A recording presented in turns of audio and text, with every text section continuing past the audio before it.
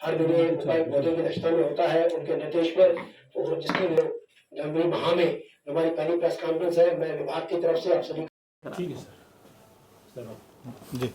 तो उस फ्रंट पे भी कुछ ऐसे केसेस हैं जिनके बारे में एक चिन्हित अपराध स्कीम चालू की गई थी सरकार के द्वारा, जिसमें महिला विरुद्ध अपराध, हत्या या लूटपाट के ऐसे केसेस जिसकी पैरवी समयबद्ध तरीके से की जाए, जिसमें police, jail authority, district attorney office मिलके उन केसेस की पैरवी करी जाए। 5 केसेस में अभी रिसेंटली सज़ा हुई है, जिसमें आपने मीडिया में भी उनका प्रेस नोट दिया गया था, जिनमें से एक केस पॉस्को एक्ट का था, महिला थाने का, उसके अंदर 20 साल की सज़ा भी हुई है। एक केस किडनैपिंग का और SC/ST एक्ट का था, जिसके अंदर करीब 1.5 साल की सज़ा, 20 साल की सज़ा हुई है 376D में। उसके बाद में एक केस हमारे पास में रिसेंटली जो सज़ा हुई है दिसंबर में ही, उसमें महिला थाने का ही फिर से केस है, जिसके अंदर कोर्ट ने करीब 7 साल की सज़ा सुनाई है। फिर उसके बाद में जो एक SC/ST एक्ट और पॉस्को का केस था, जिसके अंदर सिटी जींद थाने का 442 नंबर FIR 2039 की थी, जो सज़ा हुई है, उसके अंदर भी 20 साल से ऊपर का पनिशमेंट कोर्ट ने अवार्ड किया हुआ है। ऐसे 5 केस अभी चिन्हित अपराध स्कीम के तहत है वो डिसाइड हुए हैं, जिनमें मीडिया में भी समय समय पर प्रेस नोट दिए गए हैं। जो IOs जिन्होंने अच्छा काम किया है, जिन्होंने अच्छी पैरवी की है, उन सब का रिवार्ड भी किया गया है। और जो केसेस हमारे करीब इसमें अच्छी सक्सेस रेट रही है, जहाँ जहाँ 1-2 केस पे फेल्योर हुआ है, उसका भी एनालिसिस किया गया है। और उन जो IO या अटॉर्नी ऑफिस से जहाँ भी उसमें सुधार की आवश्यकता है, उसके लिए भी कदम उठाए जा रहे हैं। SP साहब, बड़ी अच्छी बात है कि जो भी क्राइम शहर की है, उसके लिए हम मेनली रिलाई कर रहे हैं जो हमारा नाका सिस्टम है और डे टाइम पे जो ड्यूटीज़ का डिप्लॉयमेंट किया जा रहा है उसके ऊपर। अगर ऐसा स्पेसिफिक कहीं चौक पे कहीं भी प्रॉब्लम आती है तो आप व्हाट्सअप मैसेज के थ्रू मेरे नंबर पे मैसेज कर सकते हैं और उसमें हम इमीडिएटली रेक्टिफाई करने की कोशिश करेंगे। मोटी समस्या क्या है, जैसे शहर में SD स्कूल से और आप सिद्धू गेट तक जाओगे तो बहुत बड़े बड़े शोरूम खुले हैं, आउटलेट्स, और उनकी पार्किंग नहीं है पूरी, ना SBI की पार्किंग है ना उनकी। वो क्या करते हैं, गाड़ियाँ सारी सड़क पे खड़ी होती हैं, तो पूरा मतलब कंप्लीट जैम हो गया। ये थोड़ी समस्या तो है ही। ये देखिए स्ट्रक्चर की वजह से या अनऑथराइज जो कुछ कंस्ट्रक्शन कर लिया जाता है दुकानदारों के द्वारा या बैंक के द्वारा परमिशन नहीं है, वो समस्या तो खड़ा करता ही है सबके लिए। वो कंस्ट्रक्शन कर रहा है, शायद उसका भी फ़ायदा नहीं होता है, क्योंकि जो उसका कस्टमर बेस है वो भी बचने की कोशिश करता है भीड़ भाड़ वाली जगह से आज के टाइम पे। तो जो अवैध जो मार्केट है या उसमें जो कुछ कब्जा हो रहा है, उसमें मेवडी साहब दिवाली पे भी गए थे, दुकानदारों समझाया भी था, हमने मीटिंग भी करी थी। और एक और अभियान हम उसमें लॉन्च कर रहे हैं जल्दी ही, जिसमें कि जहाँ कब्जा कर रखा है हो गया है। हमारे ज़िले में पहले 1,48,000 BPL परिवार थे, जो अब PPP से जब से डाटा लिंक हुआ है तो 56,000 नए परिवार जुड़े हैं और 38,000 लोग, 38,682 अगर मैं एग्जैक्ट नंबर कहूँ तो ऐसे लोगों का, क्योंकि वो क्राइटेरिया के हिसाब से एक्सक्लूजन में आ गए हैं। इसमें क्राइटेरिया AD साहब अभी आपको डिटेल में बता देंगे, लेकिन हमारे ज़िले में 20,000 परिवार, अगर मैं नेट खाऊं तो 20,000 परिवार और बढ़ गए हैं। अब जो OPH और SBPL की कैटेगरी थी वो सब, CBPL वो सब स्टेट कैटेगरी में आ गए हैं। तो परिवार पहचान पत्र के साथ जुड़ने से जिले में काफ़ी लोगों की डिमांड रहती थी, अब सही पात्रों को मिलने लगा है और हमारे ज़िले में 1,48,000 से बढ़कर 1,68,000 टोटल जो BPL परिवार हो गए हैं। इसके अतिरिक्त अगर किसी परिवार को लगता है कि उनका गलत तरीके से कट गया है तो उसमें AD साहब वेरीफाई कर रहे हैं। जो परिवार अपना सूचना उपलब्ध करवाएंगे उसकी वेरिफिकेशन होगी, जो पैरामीटर है।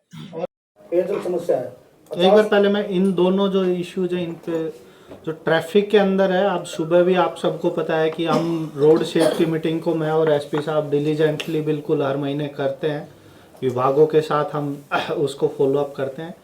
तो पिछली बार के मुकाबले इस बार 36 डेथ कम हुई है रोड सेफ्टी के अंदर। अगर हम वैसे देखें तो 14% है, लेकिन अगर 36 जानों की तरफ देखें तो ये एक बहुत बड़ा वो है।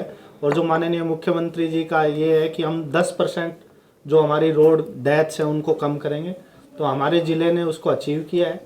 SP साहब ने, सेक्रेटरी RTA ने और बाकी सब विभागों ने भी, जो इंजीनियरिंग विभाग है उन सब ने भी मेहनत की है कि रोड पे जहाँ जहाँ भी इश्यूज है उन सब को हम सॉर्ट आउट कर पाए। जो एसपी साहब ने बताया कि आप सब ने कहा कि जी कई जगह भीड़ भाड़ रहती है, पीछे हमने दिवाली पे भी कहा था। ईओएमसी को मैंने बता दिया है कि वो अभी जो पीली पट्टी का अभियान था हम उसको वापस से रिवाइव कर रहे हैं। कुछ लोगों को उसमें आपत्ति ज़रूर हो सकती है, बट जनमानस के लिए आप सबको पता है कि हम कभी भी इस चीज़ से नहीं हिचकेंगे कि जो सड़क है उस पर अधिकार है सड़क पे चलने वालों का, जो फुटपाथ है उस पर अधिकार है पैदल चलने वालों का, जो दुकान है उस पर अधिकार है दुकानदार का।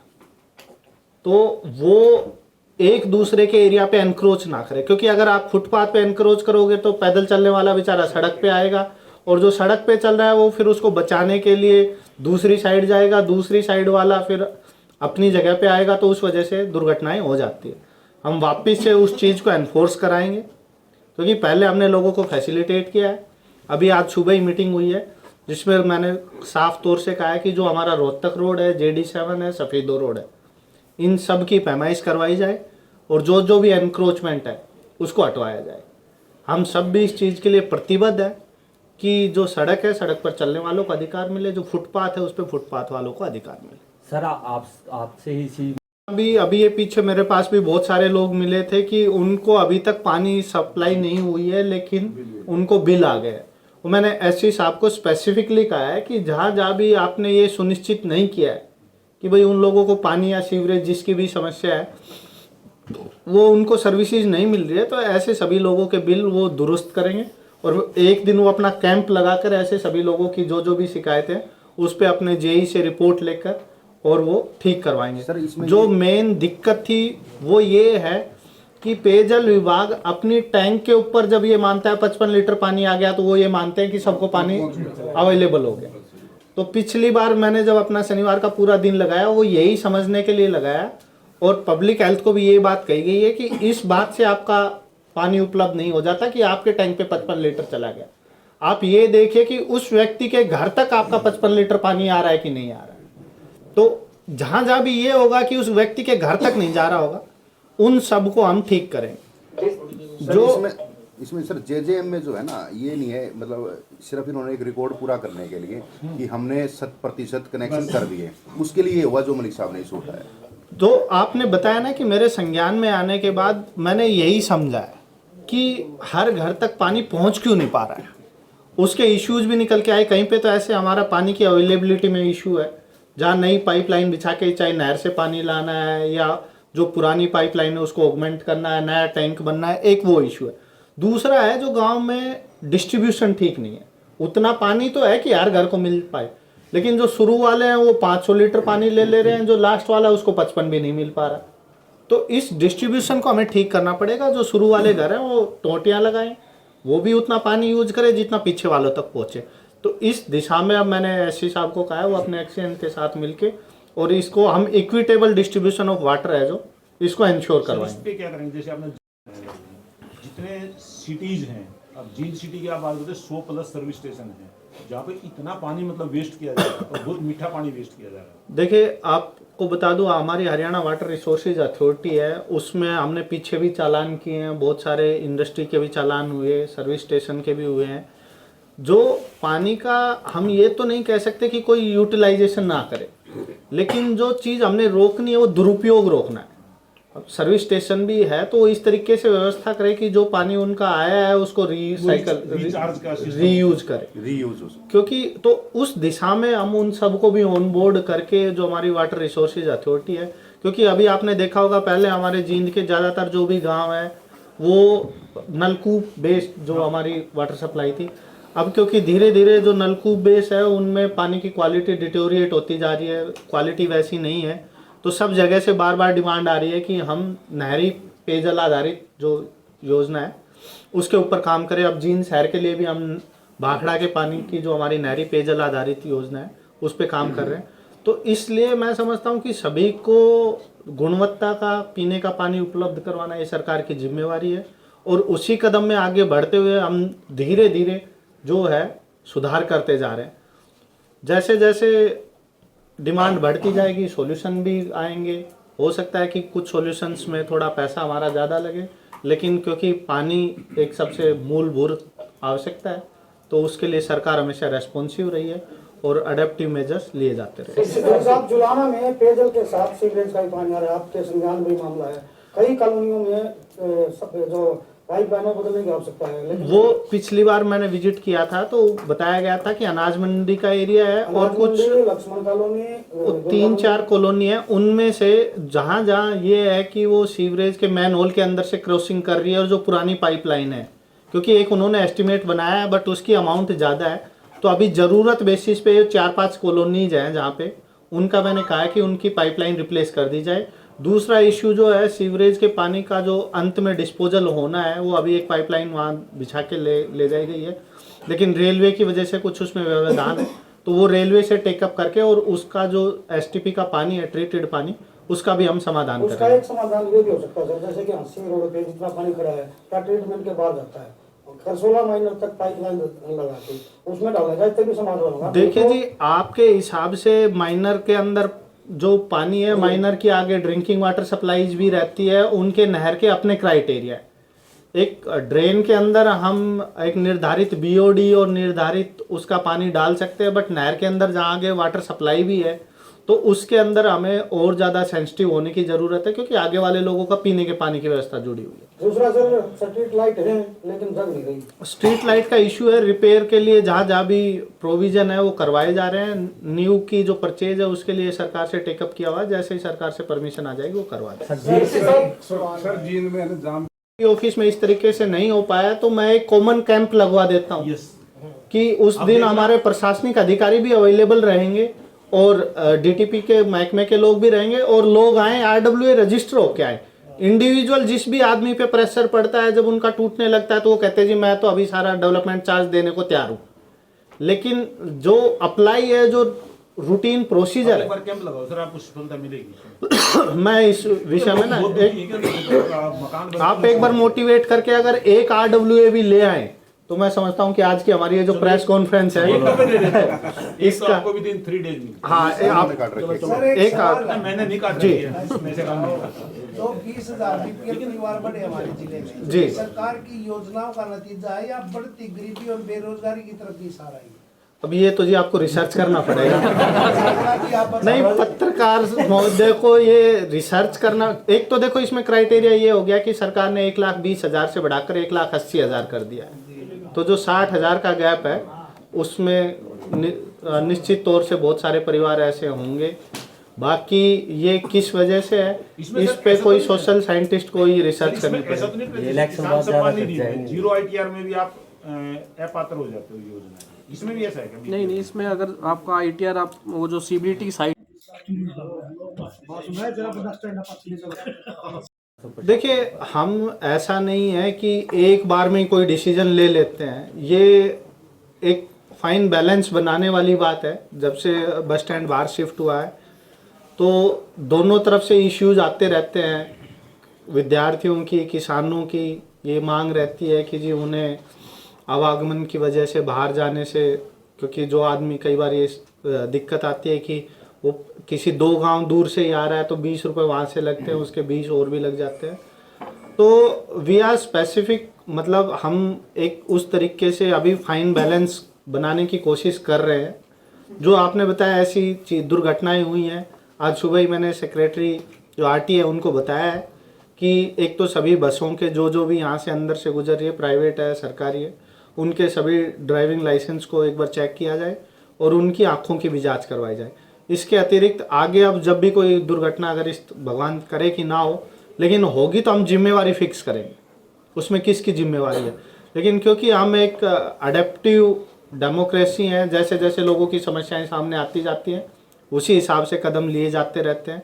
किसी भी चीज़ का एक डेफिनेट ये नहीं होता कि आप एक बार ये कर दो कि सारा उसी तरीके से बाहर हो जाएगा या सब अंदर हो जाएगा। एक उस तरीके से हम रेस्पोंड कर रहे हैं और आगे भी ये कोई फाइनल सॉल्यूशन नहीं है। जिस तरीके से आगे सिचुएशन इवॉल्व होगी उसी हिसाब से हम। सर इशू ये रहता है, जब ये प्राइवेट बस खास करके जब सिटी से गुजरती हैं तो वो चलती नहीं, सड़क पे बिल्कुल रेंगती हैं, सवारी जहाँ मिलेगी बीच सड़क के ब्रेक लगा देंगे। ये जब आज वापस आते तो वो पूरी स्पीड से आती है। सुबह ये मेरे ध्यान में भी लाया गया है, तो एसपी साहब ने भी और सेक्रेटरी आरटीए को भी इन दोनों चीज़ों में अब हम इस चीज़ पे सुनिश्चित करेंगे कि जो वो अपना टाइम पीरियड है और जो स्टैंड है उनके उसको फॉलो करें। जो जो बसें नहीं फॉलो करेंगी उनके हम चालान भी करेंगे, और जिनके रिपीटेड वायलेशंस होंगे उनको हम ये भी कह देंगे कि वो शहर के बाहर से ही चले। प्रेशर हॉर्न भी है सर, जबकि बिना सीट बेल्ट लगाते सर वो। एसपी साहब इसमें एक बार उनके ऊपर उनके चालान बढ़ा देते हैं। स्पीड लिमिट तय क्यों नहीं हो पा रही शहर के अंदर से? अगर वो स्पीड लिमिट रखे हैं, वो एक दूसरे को क्रॉस करने, देखिए रूल वही लागू करवाने का फायदा है जिसको एनफोर्स कर पाए। हम कल को शहर में कहते जी स्पीड लिमिट लागू हो गई, फिर उसके बाद हम उसके लिए इंटरसेप्टर खड़ा करें और उस तरीके से, क्योंकि शहर में ऐसा तो है नहीं कि कोई 100 की स्पीड से चलता है, तो रूल वो ही हम, क्योंकि स्पीड के और ये सब रूल तो हम हाईवे पे ही एनफोर्स करवा पाते हैं। तो मैं समझता हूँ कि एक ऐसा ऑर्डर हम जारी कर दे जिसको हम ही एनफोर्स नहीं करवा पाएँ, या जो सिर्फ वायलेशन ही हो के हमारा ही मजाक बन जाए, तो ऐसे रूल को लाने से पहले हमें सोचना पड़ेगा। पेयजल को लेके कहा है, जैसे मैं कंस्ट्रक्शन कर लूँ और मैं दूसरे की ज़मीन में मेरी पार्किंग की व्यवस्था हो जाएगी। अब अगर आप यही बात गुरुद्वारा वालों से कहोगे तो वो कहेंगे जी सब लोग अपना अपना व्यवस्था करें, हमारी ज़मीन क्यों इस चीज़ के लिए वो की जा रही है। लेकिन हम एक कोशिश कर रहे हैं कि शहर के अंदर जो जो हमारे ओपन स्पेसिज हैं, चाहे उसमें एक सैनी शायद उसके सामने स्पेस है, पुराना रामलीला ग्राउंड है, उसका रैंप ठीक करना हो, एक शहर के अंदर भी 5-6 पुलिस स्टेशन के साइड में 5-6 व्हीकल्स की भी पार्किंग की व्यवस्था है। लेकिन जब तक हम ये नहीं करेंगे कि 400-500 मीटर पैदल चल सकें, तो तब तक अब जो शहर की भीड़ी गलियां हैं, हर आदमी वहां तक पहुंच के वहीं गाड़ी सड़क पे खड़ी करके और फिर शॉपिंग करना चाहता है। कहाँ बात करते हो, दड़े पे गाड़ी चढ़ाते हैं, जबकि अगर वहां से गाड़ी बाई चांस तो टेक्निकल फॉल्ट आ जाए तो सब किसी को ये समझना पड़ेगा कि ऐसा नहीं है कि पार्किंग की बहुत कमी है। जो सबसे मेन एटीट्यूड का इशू है सर जी। कंस्ट्रक्शन भी हुए और आप देखें कि सरकार ने सिंसियरली एफर्ट्स किए हैं, चाहे स्टॉर्म वाटर को अलग करके और स्टॉर्म वाटर की लाइनें डालनी हो, HSVP को अगर लगा है कि भाई उनकी कैपेसिटी चोक हो गई है तो उन्होंने एक नई लाइन डाली है। तो इंक्रीमेंटल चेंजेस जो धीरे धीरे समय के साथ हमें चेंज लेने चाहिए वो हम लेते रहते हैं। अभी जो हैबतपुर गांव है हमारा, उसमें भी हम कोशिश कर रहे हैं कि महाग्राम में उस गांव की सीवरेज व्यवस्था दुरुस्त हो जाए। जो उस तरफ से HSVP के सेक्टर है, चाहे मेडिकल कॉलेज है, उनकी भी सीवरेज व्यवस्था दुरुस्त हो जाए। तो एक बिल्कुल परफेक्ट सॉल्यूशन तो नहीं कह सकते, लेकिन विभाग है, सरकार है, उसके लिए रेस्पॉन्सिव है। जो ज़रूरत आती रहती है उस चीज़ में हम उसी हिसाब से बढ़ाते रहते हैं। अभी नरवाना रोड पे भी 2 STP चालू हो जाएंगे, तो जो धीरे धीरे प्रेशर है वो रिलीज होगा। लेकिन जब तक ये नहीं हो पाएगा कि एक व्यवस्थित, जैसे HSVP का है, HSVP की समस्या का समाधान अब हो जाएगा क्योंकि इनकी कैपेसिटी चौक हो गई थी, इन्होंने अपनी कैपेसिटी इंक्रीज कर ली। लेकिन जो नई कॉलोनियाँ कई बार जुड़ती रहती है, वो एक प्लान्ड वे से उनका सीवरेज का अरेंजमेंट नहीं हो पाता, वो जो ऑलरेडी व्यवस्था है उसी में ही अपना कनेक्शन कर देते हैं, तो वो कैपेसिटी ओवर रीच हो जाती है।